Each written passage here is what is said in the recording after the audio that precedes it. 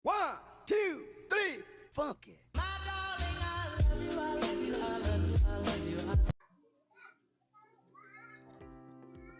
Ako nga pala si Roswell Katim, ang BT Automotive Technology 3F, at ang i-discuss ko po ngayon is the 3C of the communication. Definition: the message is said to be effective when the receiver understands the same meaning that the sender had intended to convey. In order to be effective communication, it must have 7 qualities. The 7 C's communication is a checklist that helps to improve the professional communication skill and increase the enhance that the message will be understood in the same way as it was ended. And it is at ang 7 C's nga pala, ito ay completeness, conciseness, consideration, completeness, clarity, courtesy, and correctness. Completeness. The completeness, the message must be clear all necessary information to bring the response that sender desire. The sender should answer all the question with fact and figures. Guidelines for completeness. Provide all necessary information. Answer all the question asked. Give something extra when desirable. Sa completeness, the message must be complete. It should be convey all the fact required by the audience. Then, the sender of the message must take into consideration the receiver and should communicate all the facts, figures related to the message. At pwede mo din dito i-apply ang by answering the 5W, which is who, what, when, where, why. It can reply, inquire, answering all questions, giving some extra when desirable. Conciseness. Conciseness message save times as well as cost of both sender and receiver. It underlines the highlight the main message sentence to avoid using excessive and needle words.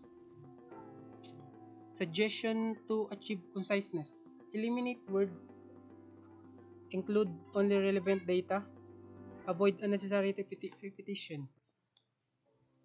Ang conciseness is communication complete information about topic or idea in a few words. Concise writing also involves mindful word choice. Concise communication provides short and essential message in limited words to the audience. Concise message is more appealing and comprehensive to the audience. Consideration in communication means understand the human nature. It depends put oneself in the place of receiver while composing a message. A specific way to indicate consideration: focus on you instead of I and B. Show audience benefit or interest in the receiver. Emphasize the positive and pleasure factor. How to in consideration is stepping into the effective communication must be audience in consideration, etc. The audience viewpoints, background, mindset, and education level, etc. Make an attempt to envisage your audience, their requirement, emotion, as well as the problem. That's the meaning of consideration.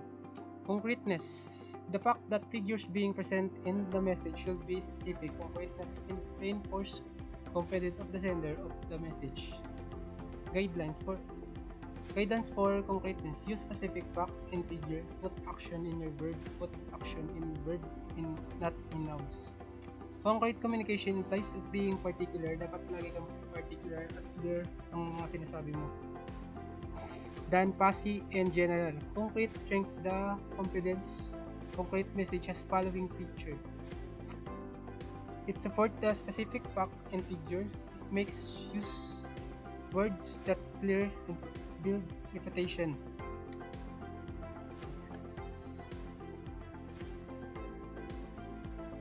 Clarity. The quality is of being clear. You should be clear what are you saying. Clarity thought and clarity of expression. You should not doubt in communication. It demands the usage of simple language and easy sentence construction while composing the message. Choose phrase, concrete and familiar word.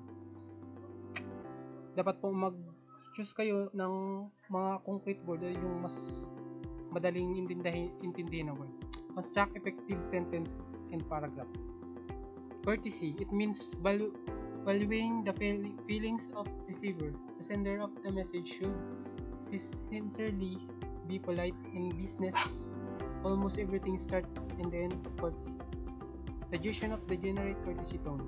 Be sincerely tactful, thoughtful, and appreciative. Use expression that show respect. Magbigay daw ng expression na gamit ang or mga expression na pagiging respectful. Choose non-discriminatory. Ang courtesy sa message implies the message should show sender expression as well as should respect to the receiver. The sender of the message should be sincerely polite, judicious, reflective, and enthusiastic. Courtesy message has following feature. Courteous message is positive and focused at the audience. Dapat daw po laging focus lang sa audience. Courtesy implies taking into consideration both viewpoint as well feelings of the receiver of the message. Correctness. Correctness implies using the right language, correct use of grammar, spelling, punctuation, the accuracy in fact and figures. Dapat po dito sa correctness is marunong tayo maggamit kung paano marunong tayo gumawa ng correct grammar and spelling at paggamit ng mga punctuation word. Characteristic of correctness. Use the right level of language.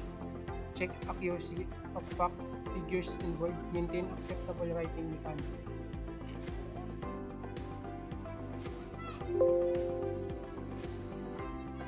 Thank you. Yun lang po at marami pong salamat.